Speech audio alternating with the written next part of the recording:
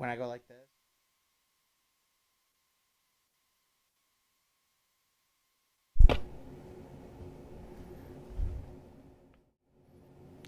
What's going on, guys? You're on with the Travel Nerds as we do our first episode of our new segment called Disney Roundtable, where we're going to talk nothing but Disney for the next half hour. Before we get to that, check us out on our different social media pages. We really appreciate the support. Like, share, subscribe. We really appreciate anything you guys would do with us.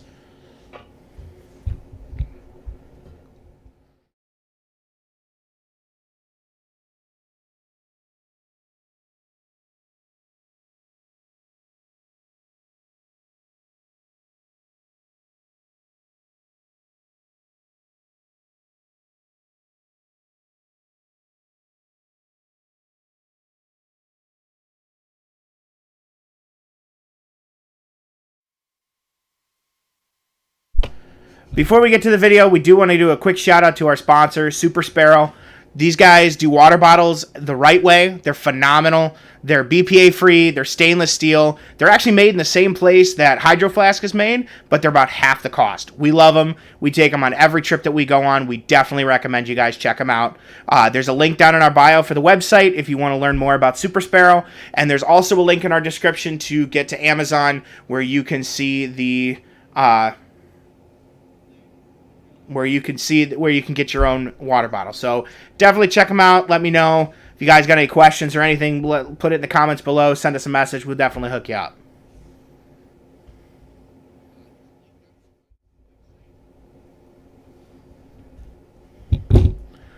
So, as we said, this is the Disney Roundtable. Basically, what we're going to be doing is talking nothing but Disney for the next half hour, go over some different Disney news and kind of give you some different updates.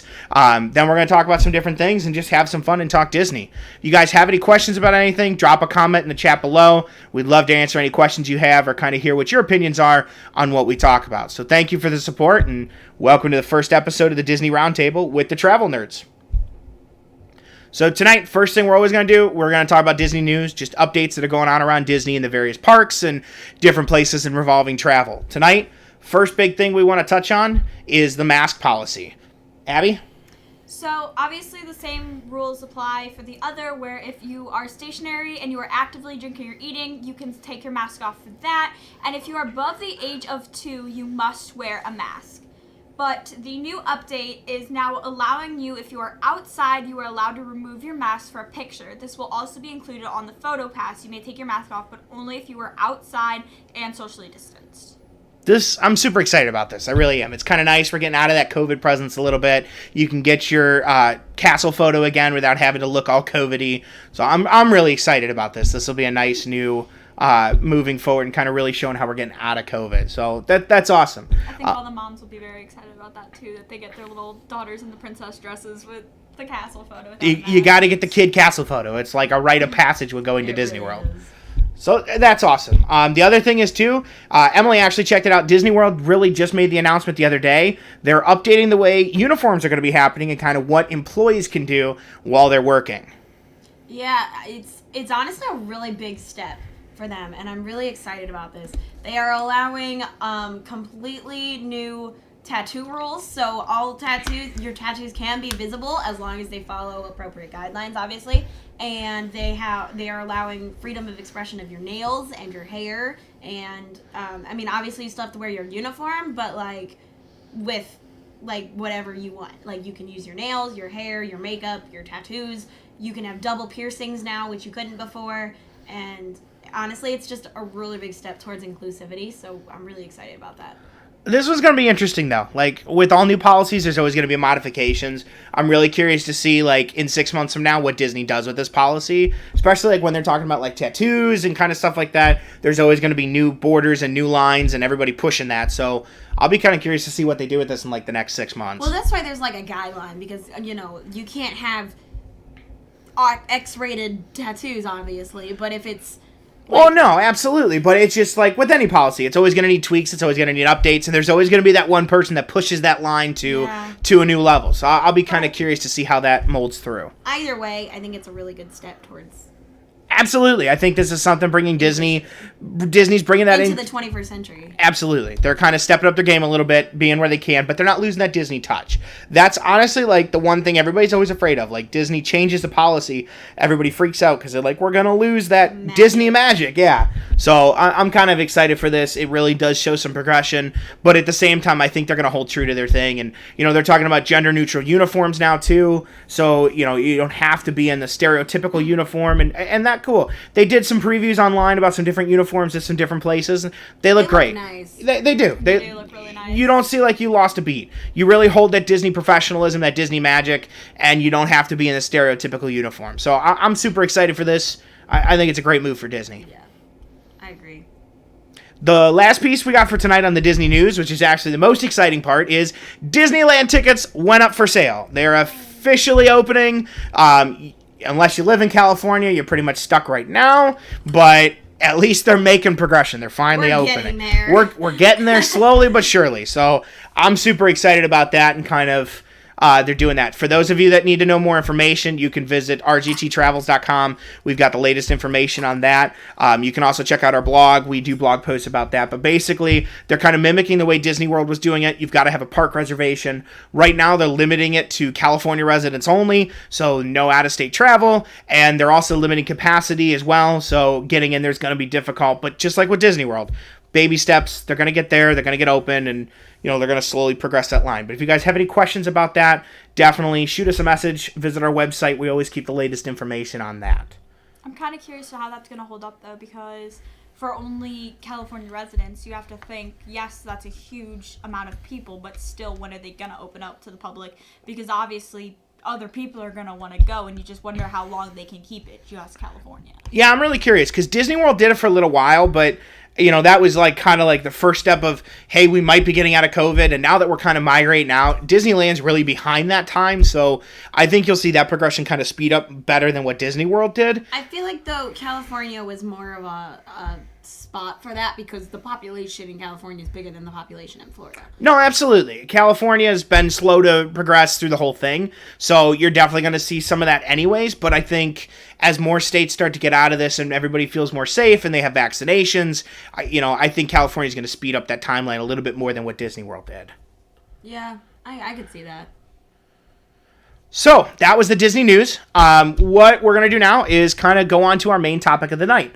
We're going to pick a different topic each show and kind of just discuss and get a forum going. If you have comments or questions, leave it below there. Get in the chat. Let us know. We'd love to answer your questions and kind of go over that information there. But tonight's topic for everybody is a post-COVID Disney World.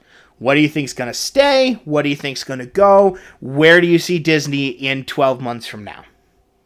I definitely think the mask is going to stay for a little while. I definitely think they're going to push for that. But I don't know how much longer. But see, I think they're going to loosen it, but I do think they're going to recommend it. I don't know if they'll have it mandatory, but I definitely think they're going to keep recommending it just because you know how populated Disney World can get and how many people can go, and when they're reaching max capacity, like, how are you going to keep all that social distance? I see Disney keeping it mandatory even after the state itself has dropped, like, it's not mandatory. I see Disney themselves making it mandatory. See, I disagree. I think the one thing Disney's going to try and eliminate as quick as possible is the mask policy. They want to eliminate it. I don't think they can, though. Well, following state guidelines, obviously. And now I'm not expecting, for them to go against the state, and if the state says, no, you still wear a mask, and they say no. But for me, I think as soon as the state lifts that mandate, Disney's going to lift the mandate. I think they're going to keep a lot of stuff in place for COVID, but I think the mask is one thing that drives everybody up a wall. It's one of the most headaches that cast members and security have to deal with, and I think it just eliminates a lot of headache and provides more magic if you don't have that mask. So I think that's the first thing that's going to go as soon as the state leases it. I think, like Abby said, they're going to recommend it. So, of course, you're not being told you can't wear it if you feel comfortable wearing it, but I don't think it's going to be a mandate. I think they're going to get that as quick as they can get rid of it. Yeah. Well, here's something that is, good about the whole thing, though, is the cavalcades. They have so many more rare characters out than they normally do, and even if they bring back character meet and greets, which I assume they will soon, but when they start bringing back character meet and greets, I really hope they don't get rid of the cavalcades, because there are so many new characters they've been bringing out of the park. It's been so long since you've seen Max, which is Goofy's son, and the Robin Hood people were spotted, and a lot of the Country Bear Jamboree people were spotted, and there's a lot of rare characters with these cavalcades coming out. Yeah, that's true. That is something I thought was really cool that they did. It was kind of a creative way to keep characters in the park, and you know how like they go up on the balconies and you see them coming out of the different places there. So I definitely agree. I hope they keep the cavalcades. I see that's something that they could keep.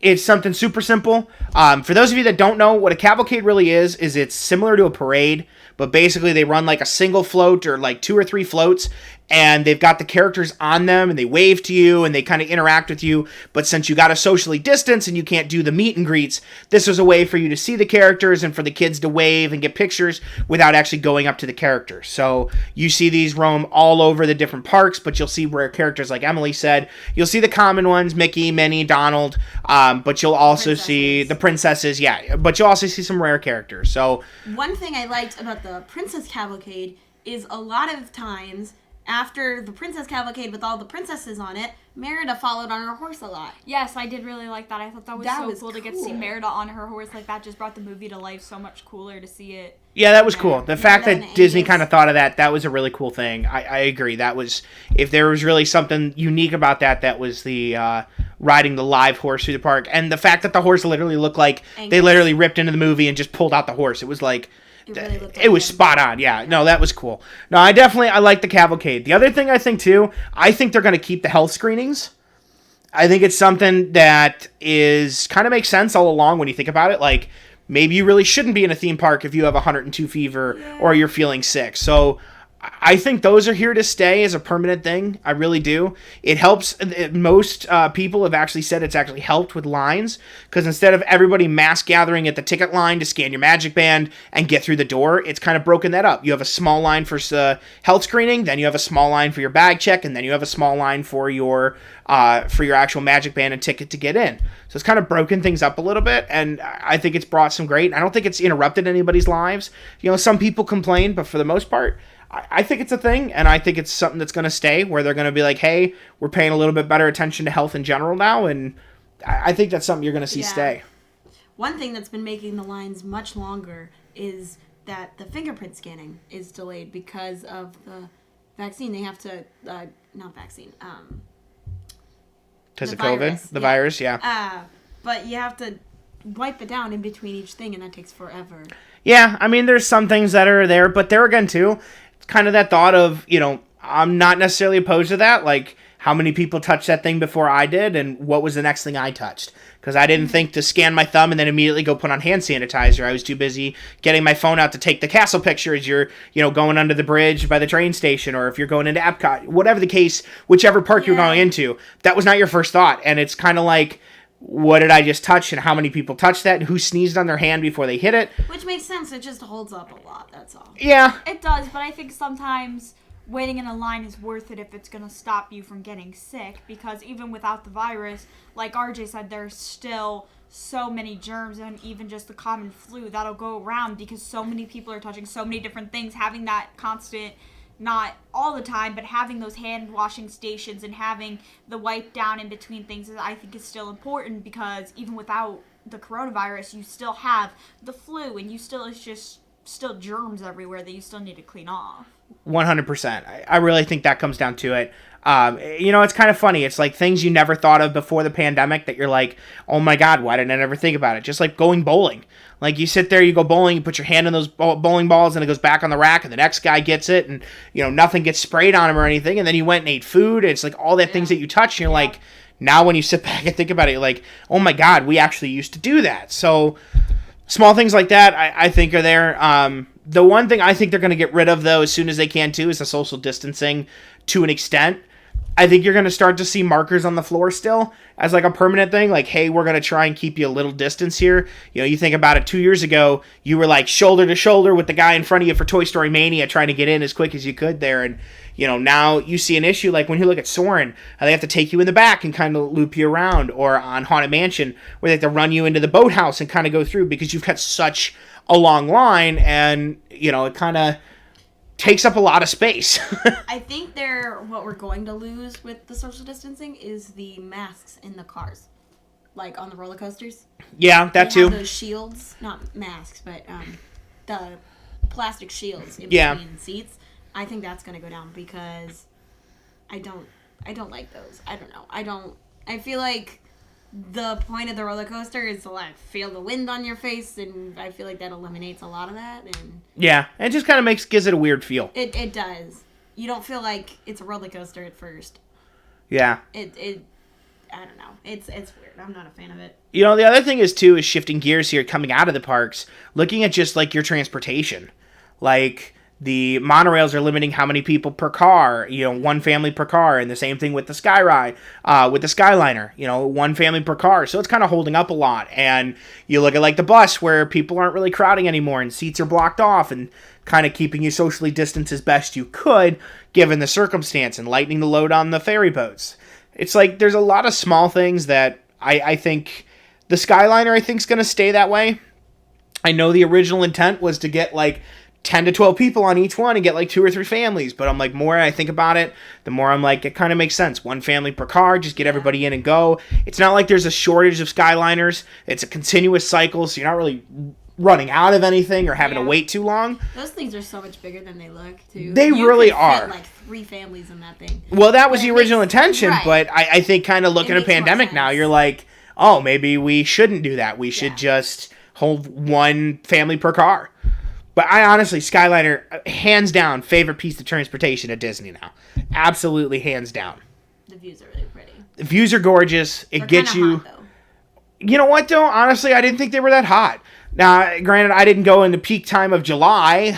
We were there in September last time. But, you know, for the most part, you get a nice airflow in there. They do get a little warm, but nothing outrageous when you're kind of used to that Florida heat. That is the only complaint with those, is that in the middle of June in Florida, those little cubby things get really hot. But they did add vents in the windows because of the first summer, because when they tested them out, they didn't realize that. Sure. And then after they first launched, people started adding Man, can you vents, imagine if they built those without the vents? Dude, That would would be... so You'd be like fun. in your own little microwave, just Literally. slowly rolling down in the sun to That cook. would not end well. Man, you get in, you got your little kid all happy and excited. You open the door and there goes a kid.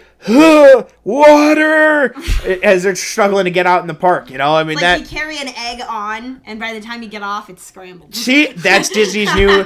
That's the new Disney Express breakfast. They're just going to hand you the raw right. eggs and bacon, and then by the time you get to your Get off. destination, you got a skillet full of food already. It's perfect, man. There you go. They got that solved. But, you know, and speaking of the resorts, too, I'm really kind of surprised Disney's taking their time opening up their resorts again. Yeah, they really have. They still haven't opened all their, even their high-end resorts. Boardwalk still isn't open. You know, you're seeing these resorts where you're like, these are your big ones. These are your moneymakers, the ones everybody wants to stay at, and yet they're not open. And even on the moderate level, Port Orleans isn't open yet. They're still dragging on that one. And, you know, they're getting all the rest of the resorts open, but these ones still aren't. And I'm kind of curious, like, when they're going to get the rest of their resorts open and really get back to 100% resort capacity. I understand it has to do with, you know, you can only have so many in the parks, so you can't put more in the hotels that could go in the parks. That would defeat the purpose. But at the same time, you know, they haven't even given a, hey, we're going to be opening Port Orleans here. And that's a really popular moderate resort. Port Orleans is kind of that nice middle of the road. Yeah, Port Orleans is a really nice hotel. Yeah, you get the nice pools. You got the boat ride that you can take, you know, the mini ferry boat down. I mean, it's just the boat ride restaurant. I mean, there's tons of things down there that's absolutely nice at that resort. And they still haven't opened it yet. Now, you want to talk about beautiful resorts. It is now on my bucket list to stay at the Riviera. It's newer. The food, I've heard amazing things about it. They've got those beautiful stained glass murals in the hallways that everyone sees on Instagram and stuff. That is my bucket list. I want to stay on the Riviera. Well, of course, It's Riviera is going to be, beautiful. it's the new hotel. It's going to be the big and beautiful, and everybody's like, oh my God, Riviera. Of course that's going to be that way. Yeah. But, you know, when you look at it and just kind of in a general sense, you know, you're like, they opened up the brand new resort, and hey, here's Riviera, but yet they haven't even opened resorts they already have. And Right, like, Floridian and yeah, and especially, well, no, Floridian's open. Is But yeah, oh yeah. but it's like, your moderate level especially, that's your most popular level, where people want to pay for a little bit of luxury. They want the nicer rooms, but they can't afford the grand rooms like the Contemporary, the Floridian, or the Polynesian. So getting your moderates open, to me, would be your number one priority over anything. But you open more hotels, more people can come. Absolutely. Bring up the population. You've got to do it in steps. I totally understand that. But at the end of the day, too, you kind of wonder, they haven't even given any insight to when they're going to be opening the rest of the resorts. Like, hey, we're planning on having it open by September. Like, they keep backing every time they've said they're going to open this one, then they keep backing it up. So. Yeah. See, I see that, but I also think that with opening the new hotel and everything, like, a lot of people are still on the edge about, do I go, do I not go? And I think opening some new stuff like the new hotel kind of helps people push over that edge, like, well, yeah, I think I should go, because obviously with this virus, people are like, is it worth it to go? And then you find out they have new stuff coming, you're more excited, you have your kids more excited. That's a good point. And I think that's starting to build up that pushing you over the line that, yeah, I do need to go. That's a good point. That brings a good point. Like, I'm not saying Riviera was bad. Riviera is beautiful. Mm-hmm. I'd love to stay at that one. I have not stayed at that one yet. That's on our list to do. We're checking out the new renovated rooms over Caribbean Beach this year. So that's this year's kind of takedown. But I want to try Riviera. It looks beautiful. It really does. I've heard good things about the food there. I've heard amazing things. I've had a few clients stay there. They absolutely raved about it. They love it. I even had one who made it their Disney Vacation Club home. They love that. So it's definitely, from everything I've heard, it's definitely worth it. I want to check it out myself before I totally tell people, yeah, you got to go. But everything I've seen, everything I've heard, it's phenomenal. So I definitely, last time I was down there, they were just getting ready to open it up. They hadn't even finished construction pre-COVID. So I'm kind of excited to go down and tour it myself. That'll be nice. I'm excited for the new one they're building too, the Pocahontas one. Yeah, that'll be cool. That one looks really cool. They've had some cool concept art, so I'm really excited to see how that one kind of finishes up. And they haven't really said a lot about it, honestly, besides the initial concept art of it, and they gave a little bit about it, but they really haven't given that much on it. Yeah, not yet. So I'm hoping they do that. And the new Star Wars hotel, too. Yes, I'm very excited about the Star Wars. They've got preliminary concept art for that. They talked about that one. So I'm really excited to see that one come down, too. That one is a little weirder, though, because they've got the max limit on how many days you can stay. Honestly, that one's part of the experience. Right. It's literally like a Disney cruise on land.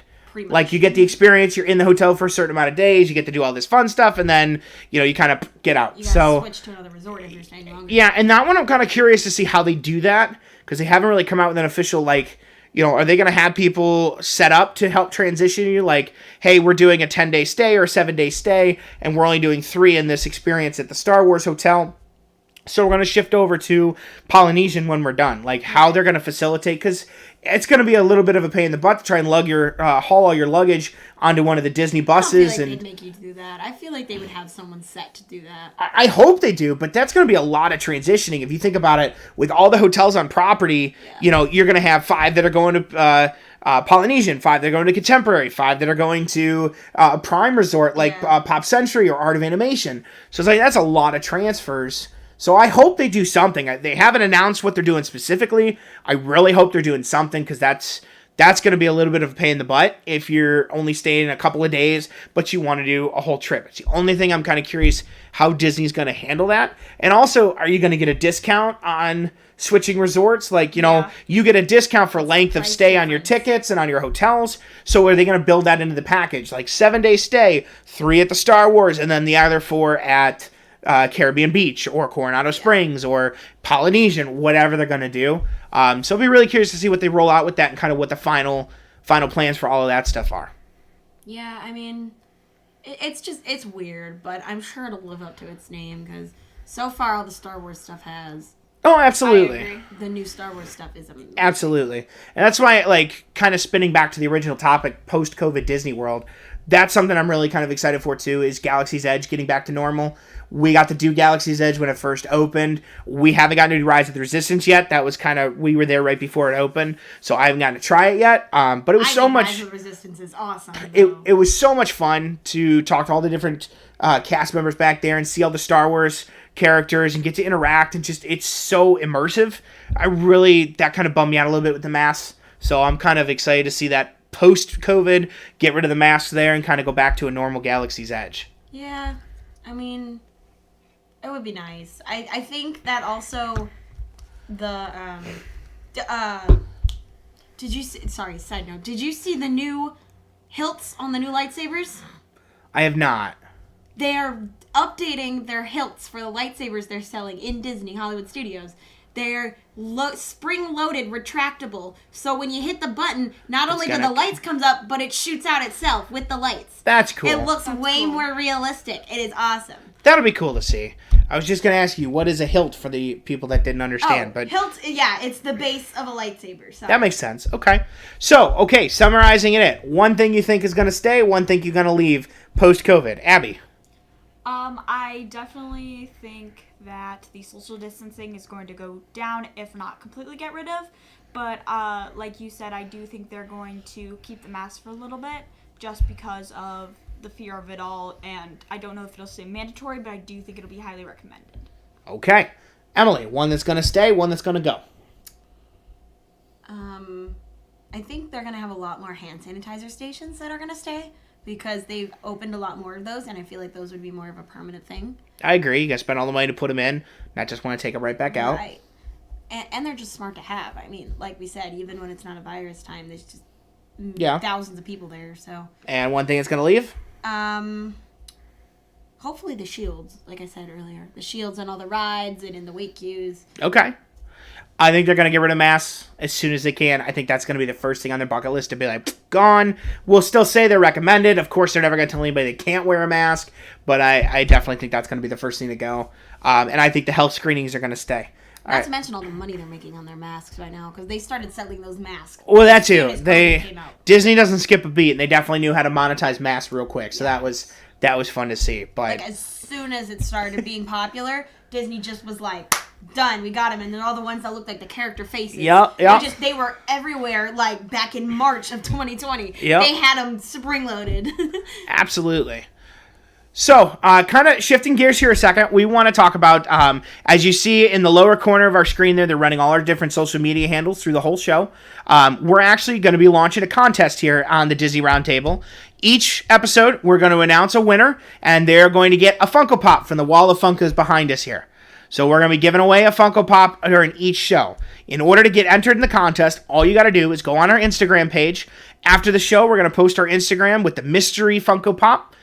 Like and follow and follow the page, like and follow the post, and make sure to comment on the post underneath Disney Roundtable entry. And we're going to go through all the entries at the next show, and whoever commented under there, as long as you're following us at the time, you're going to win a free Funko Pop from us. So we're going to do a mystery pop. We'll reveal the pop at the next show and tell you who the winner is. And each show, we're going to have a new mystery Funko for you guys to win off the wall of Funkos behind us. So if there's a particular one you guys think would be fun to give away, definitely leave a comment below about that, and we'll take a look at that and see what we can do. But we're always adding new Funkos to the wall, and it's super fun. So we're going to do the mystery Funko Pop. You're going to win one each week. Go on our Instagram after the show here. It'll have the mystery pop. Make sure, like I said, like the post, comment underneath that you saw it on the round table, and make sure to follow our page. If you're not following us, you will not win. That would be a bit of a bummer if you won and then turned out you weren't following us to get it. So that would be a bummer. So make sure to do that, but all the handles are down below, so you can visit any of our social media pages. We even have a TikTok running for Travel Nerds and for RGT Travel, so check both of those pages out. All that information's down below. So kind of segueing into our last segment of the night here, we're going to do the Disney debate, where we're going to take a topic here and debate, and tonight's topic is going to be interesting. I feel like it's going to be girls versus guys on this one, but we'll see what it is. So everybody, tonight's topic is a this or that. Would you, if you could only do one, would you rather stay and watch the Happily Ever After Castle show, or would you rather stay and watch the Fantasmic show at Hollywood Studios? I would definitely. Are we talking strictly Hollywood Studios? Or the Disneyland? No, you're talking strictly Hollywood Studios, because Happily Ever After's not in Disneyland.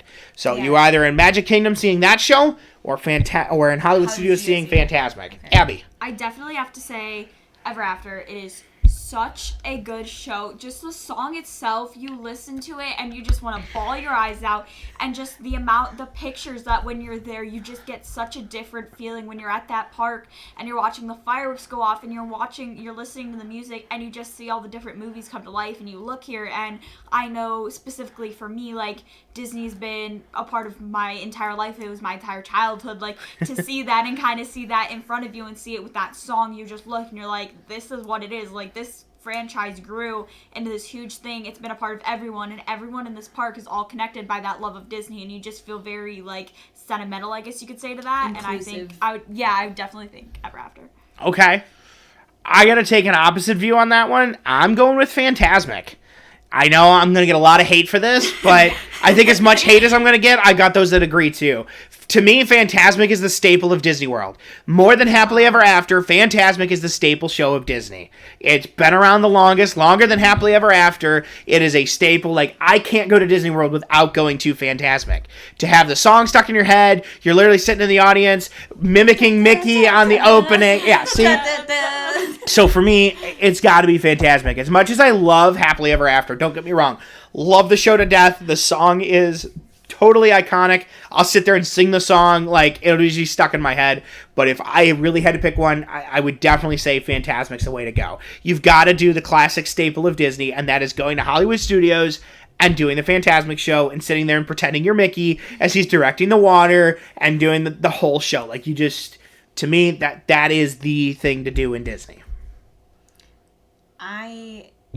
You see, you're right. It's Abby and Emily versus RJ on this one, because I told you it was guys versus girls. It really is, because Fantasmic's outdated. I'm sorry. It's been the same since what, the 90s, something like that.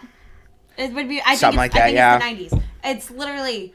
It's been the same thing, and it's a great show. I've seen it like 6 or 7 times, probably more than that. It's just, it's outdated and it's older, and I think that Happily Ever After just is the point. No, the castle is Disney. Like, it sticks out. You say Disney World, you think castle.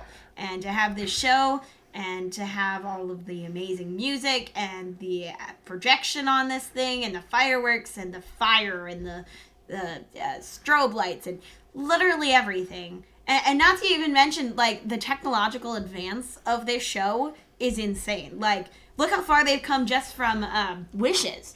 Like, yeah. The difference between Wishes and Happily Ever After. I gotta say, I agree on the outdated point. Like, to me personally, I like the Disneyland Fantasmic more than the Disney World. They definitely updated it, and you see the technological difference in the way that they do it and just the shows they incorporate. So, yeah, I'll give you that one, the outdated piece. But it's still, the castle show is always a staple, I don't deny. But when it comes down to it, no matter what, it's the longest running staple in Disney. More than any other show that they've done, you always know there's going to be a Fantasmic. You can always quote it. The song is still there. And as much as that, Happily Ever After song is in your head, the da-dun-dun-dun-dun-dun-dun-dun, you instantly know it's Fantasmic. And if you're a Disney fan at all, you know Fantasmic. That was the Fantasmic song. Yeah, that's what I'm saying. Oh, you said the Happily Ever After song's in your head, and then No, but I'm saying the Happily Ever After song may be in your head, but everybody knows the Fantasmic song. Okay. And when a Happily Ever After finally hits its end and they switch it to a new show, you're still going to have a Fantasmic. It is the staple of Disney, and no matter what, you always can find your comfort by going to that show. That is the comfort show. You're always going to be there. It's there. Plus, on a total side note, when you're totally exhausted from the day and sick of standing and your feet are so sore that you really don't even want to go on living anymore, going to Fantasmic and getting to sit down in a stadium, there's a snack bar in the back to get drinks and popcorn, so much better than standing in a crowd of 1 million people trying to see and praying to God the guy in front of you doesn't put his kid on his shoulders. So you got this perfect view, and then you're staring at the back of the head. See, I agree with that, but also speaking as the kid who always went up on their father's shoulders, like, it's just a feeling, you see all the little kids and they have their little Mickey headbands and all the little girls have their little mini bows on, and you're sitting there and you're watching, and it's just so cool because you also can see when you're standing next to someone and you see one of those little kids in their princess dresses and they're singing along and they're dancing and they point out every Disney character and you're just like, this is why Disney is so amazing. And but you see that exact same thing at Fantasmic when they do the water. Fantasmic, I feel like kids aren't it's outdated. But like Emily said, and I agree I'm not arguing the outdated point. I'll give you that. But like, look at the Princess Cavalcade they do in Fantasmic. When they run them on the boats in front of the water, you see all the little girls stand up and they start slow dancing just like their princess. Oh, there's Eric and Ariel. There's Beauty and the Beast. There, Tangle, Rapunzel and Flynn Rider. They do those, and it's so immersive and it's so there, and you're like, oh, that's so cute, and I love it, and oh, it's so cuddly and warm, but you're sitting in a chair, you don't have somebody's head in front of you, you might be able to get a snack a lot easier than you can on Main Street during a fireworks, for sure. And, to me, it's a better way to end your night. You get to take a break and sit down, you still get to enjoy an amazing show, and I'll still go back to my original point. It is the staple of Disney.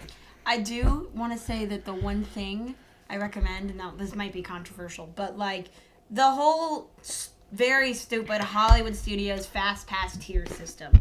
You always end up stuck with an extra fast pass you have nothing to do with because their tiers are weird.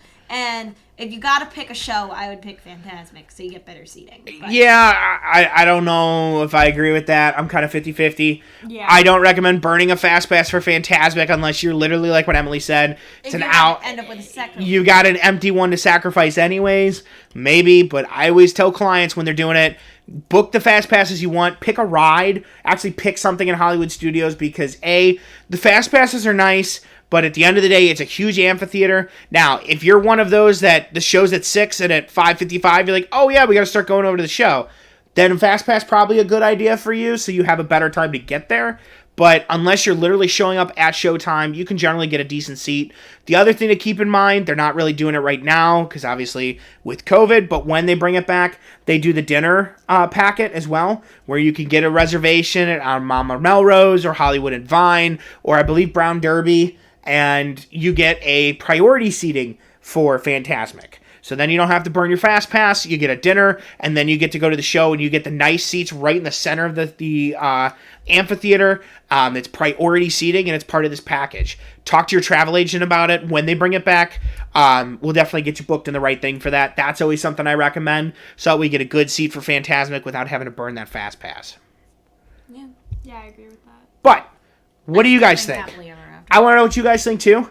Do you think Fantasmic or Happily Ever After? If you could only see one on your show, which one did you do? So make sure to comment that below, too. Shout us out and let us know what you guys think about that. And, we'll kind of see what everybody else is thinking. And if I'm really alone on this thought, or if there are more people out there that are backing my play here. No, it's just you. Somebody's got to support me out there. Somebody's got to understand the love of Fantasmic. So please, somebody out there, comment underneath and let us know what you think. I really hope that's what we're doing here, because I can't be alone on this. I can't be. You can. Oh. Well, let us know what you think about everything. Definitely, go on, like, subscribe us. We really appreciate the support. Again, a big shout out to our sponsor, Super Sparrow Water Bottles. Check them out, guys. These are really nice. They're really easy to carry around, but they hold their temperature well. They're nice steel water bottles. They've got different designs and colors, as you see. We put all that information in the description below there. Check out their website or click on the Amazon link. I already put it right to the page, so all you got to do is click and go. So definitely check it out, but a big thank you to our sponsor for this. Let us know in the comments what you think. Let us know what you guys want to hear us talk about. This is a new experiment for us. We're going to be doing this every couple of weeks. So let us know what themes you'd like to hear us talk about on the show. You have a guest or a comment or anything like that, let us know. We'd love to hear from you and kind of get the feedback. And, hopefully we'll make this a strong show and keep going out and talking about new things and just talk nothing but Disney. That's always a fun thing to do. So we really appreciate you guys coming out tonight and checking out our first show. Let us know what you think. Definitely please like and follow. If you're on YouTube, make sure to click the bell icon and hit subscribe so you get notifications on our new videos and when we're uploading new of these. And we're going to be streaming, as I said, probably every 2 to 3 weeks we'll stream a new episode, so get those notifications and we'll let you know. If you're on Facebook, make sure to follow and like the page. You'll get those notifications as well where we go live. So thanks for joining us, guys. Have a great night.